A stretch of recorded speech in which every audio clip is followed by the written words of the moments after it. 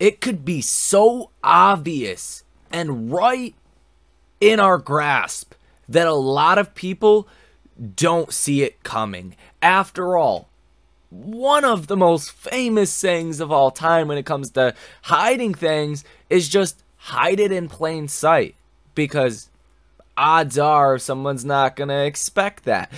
And this is kind of what it's looking like in regards to AMC stock, because it looks like a Moass-like event, maybe not the end-all be-all, but something to a very large extent, or maybe it is the end-all be-all, coming right around the corner. Now, these are some of my personal opinions. This is all information that we will go over. What is not, like I said, is my personal opinions. And the way that I have tracked AMC every single day for what feels like 5 or 10 years now. I know it's only been a year or two.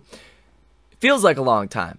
And the way that we've seen things coming together over the last couple of weeks, and really the last 2 or 2.5 weeks now, leads me to these conclusions. And if you have been following along here, watching all of these videos, then you're probably in the same boat. You're probably well educated on what is going on with AMC. Here in this video, we got to talk about an article from the street, really 2 of them.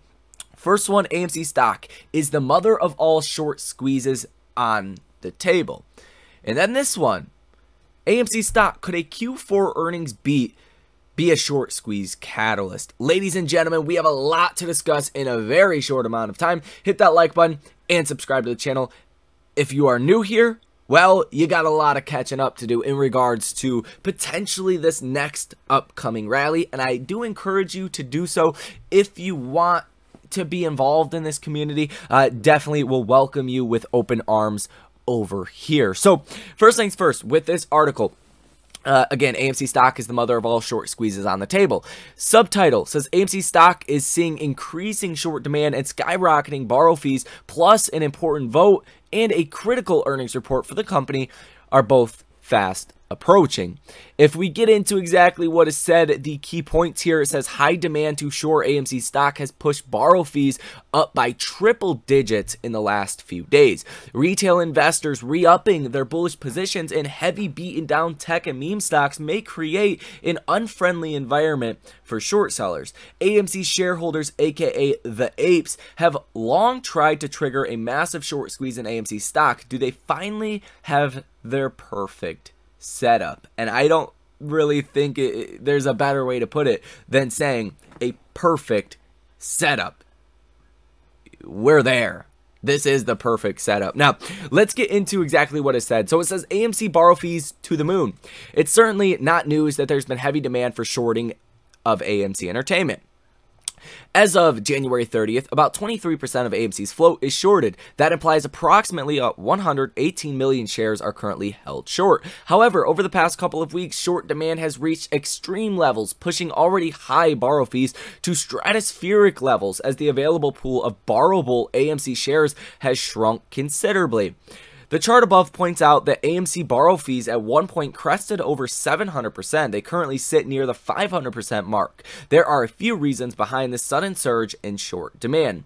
The market has reacted largely negatively to AMC's plans to convert AMC preferred equity APE shares into AMC shares. Should this plan go through, it would have a dilutive effect on AMC's float and put downward pressure on the share price. Many traders are betting against AMC because of the arbitrage opportunity presented by the gap in share price between AMC's common stock and its preferred equity units. The prices of APE and AMC are set to converge should the latter be converted to the former.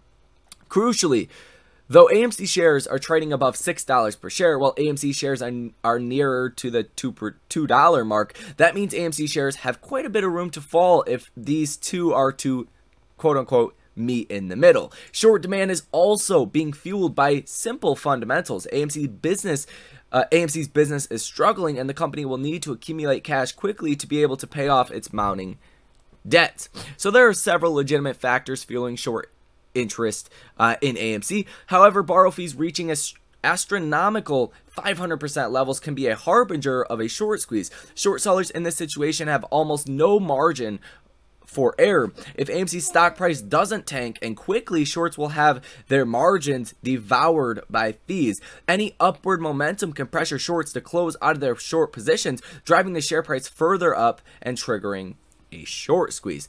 Playing the markets with a gambling mentality. Retail investors' inflows into the markets reached a daily average of 1.5 billion a day in January, according to the latest data.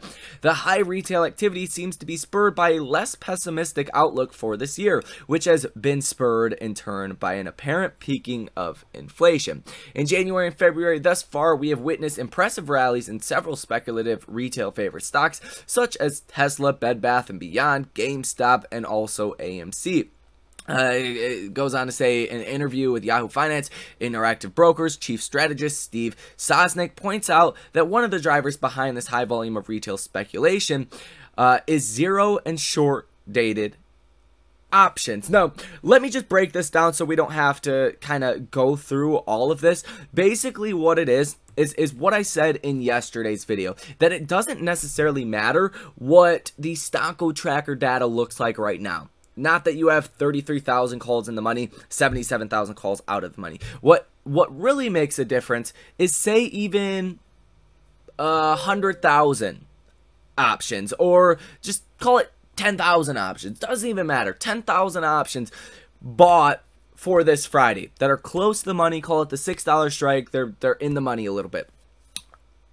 Or in other words, just options with not that much time to expiration. Well, when that happens, even a small amount can trigger that instantaneous hedging by the market makers and trigger really a ramp up in the gamma activity, aka a gamma squeeze, in a very short amount of time with very short notice. And that goes because hedge funds need to, or market makers, I should say, need to hedge out their bets, or they could get blown up themselves. And market makers, they're not into the business of blowing up their market maker accounts. They can't. Their trading algorithms won't allow for it. So that is a big part to potentially how high AMC could go if you do get a lot of those, I guess you could look at it like YOLO option players, right? If you're YOLOing on some options, then you could probably be put in that category, because there's not going to be a lot of time left to expiration. Usually going to be pretty large positions, right?